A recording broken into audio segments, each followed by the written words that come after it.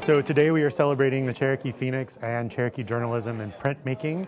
And so we talked to a bunch of different folks in the community and arrived at this day where we have some panels talking about the history of journalism, past, present, and future, the day-to-day operations of the Phoenix. We also have some printmaking activities. We ordered some syllabary typeset from a foundry in Massachusetts, and we created a stamp print over here that people can stamp out introductory phrases. And we also created a Cherokee language Mad Lib with the language department, and people have stamps and syllabary to fill out the Mad Lib. And then in the Court Museum next door, there is the Sequoia National Archive and the Cherokee National Archives have both pulled materials to have on display for the public to see. The first panel was the Cherokee Phoenix. My ask was to kind of give us a day in the life of the Cherokee Phoenix, and they did a really wonderful job of that.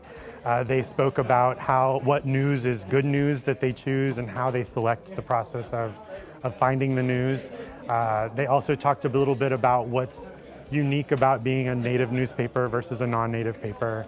The second panel was, the frame was Cherokee journalism, past, present, and future. We had Aaron Fair, who is UPIC from the Sequoia National Research Center here, Roy Boney from the language department, and Tyler Thomas from the executive editor of the Phoenix was on the panel. And they had a conversation about the past, the history of the Phoenix, how it was started, what the environment was like, when it began, how important and impactful it was. They talked about the present, especially around the syllabary and how that's been developed and how it changed over time, and where we are now with using the syllabary in digital formats and all the different ways we can use syllabary now. And then it was a really great conversation to hear the panel talk about the future and what they think journalism will go and where they think the syllabary will go in the future.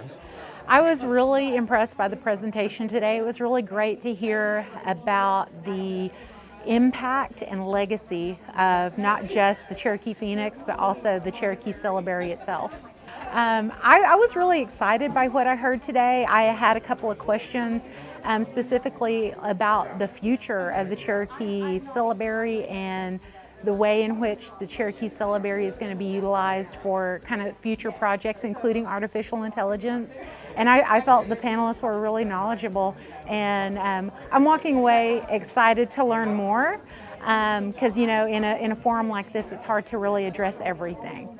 The Cherokee Phoenix itself and its history as a true advocate for the Cherokee people the importance of that cannot be overstated. It's just incredibly important the way in which the Cherokee Phoenix built information and provided information to the general public about what the Cherokee people were facing historically. I think it's extremely important that the Cherokee Nation does have a free press, and the fact that our Cherokee Phoenix is a free press that is supported by legislation at the Cherokee Nation.